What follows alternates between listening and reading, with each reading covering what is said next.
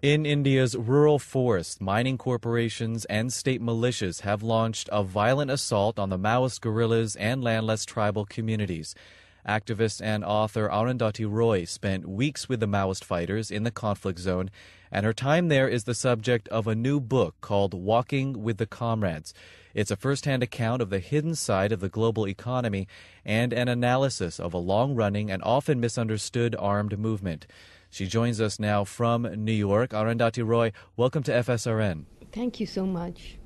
Let's begin with the region where you spent time, Dandakaranya in India. Describe the place and the people who live there. It's a kind of large swathe of uninterrupted forest, inhabited mostly by various indigenous tribes. The area that I visited was mostly a tribe called the Gonds.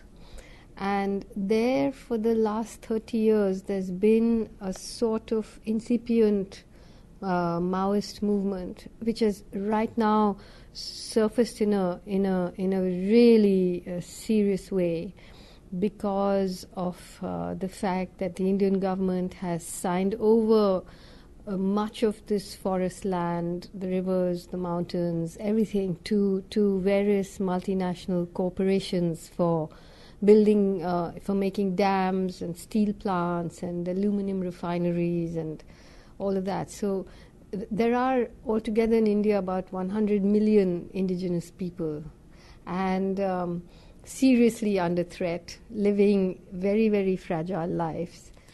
You talk about the agreements that have been made between these multinational corporations and the Indian government, these formal agreements. One of those companies that's operating in the region is called Vedanta. Can you tell us about that company and how it operates in the area? Well, Vedanta wasn't in the area exactly that I visited, though it was coming there, but it had signed huge agreements for the mining of bauxite in the state of Orissa. So Vedanta, it's one of the largest corporations in the world. It's listed on the London Stock Exchange. Its CEO lives in the former house of the Shah of Iran, and it is mining in areas where these endangered tribes, the Dongriya Kond, live. And it's one of the most ruthless mining companies in the world, I would say. Actually, the process of mining bauxite and turning it into aluminum is one of the most toxic processes in the world, and aluminum is sort of central to the weapons industry. So because it's such a toxic process, it's been sort of exported out of Europe and America to countries like India. But that process requires such a lot of water and such a lot of electricity that and it creates such a lot of toxic waste that it devastates the entire environment where an aluminum refinery might be set up. So Vedanta is one of the companies, but there are many others as well. Another aspect of this, in addition to the influence of multinational corporations and mining, is the military campaign. And the Indian government launched a campaign called Operation Green Hunt against Maoist forces. It came after Prime Minister Manmohan Singh called rebels the single biggest internal security challenge ever faced by the country. How does Operation Green Hunt play out on the ground there? Well, Operation Green Hunt was announced in 2009, and the shares of mining companies went up, and then something like 200,000 heavily armed paramilitary forces began to move into the forests. So now, as we speak, preparations are on for the army to move in.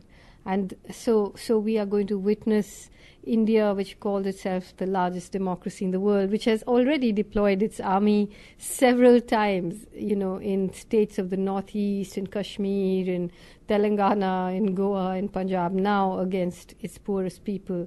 And India has one of the biggest defense budgets in the world. So this is all this power is going to be directed against the poorest people in the country, because those memorandums of understanding have been signed and the corporations are running out of patience.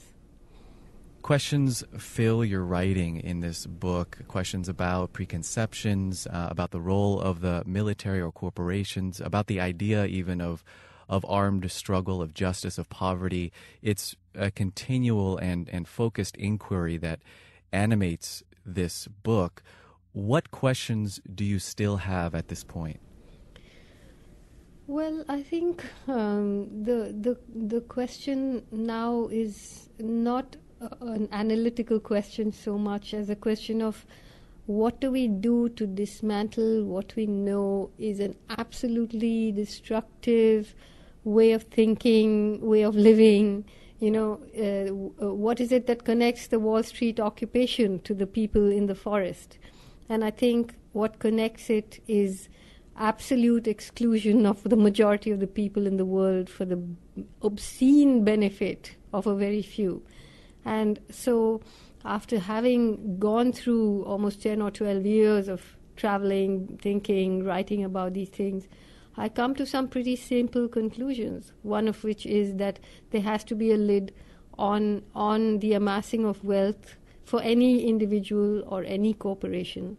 It's just suicidal. So I think we really have to enter a period where we begin to put a lid on all of this and a cap on all of this, just for the survival of not just human beings, but the planet itself.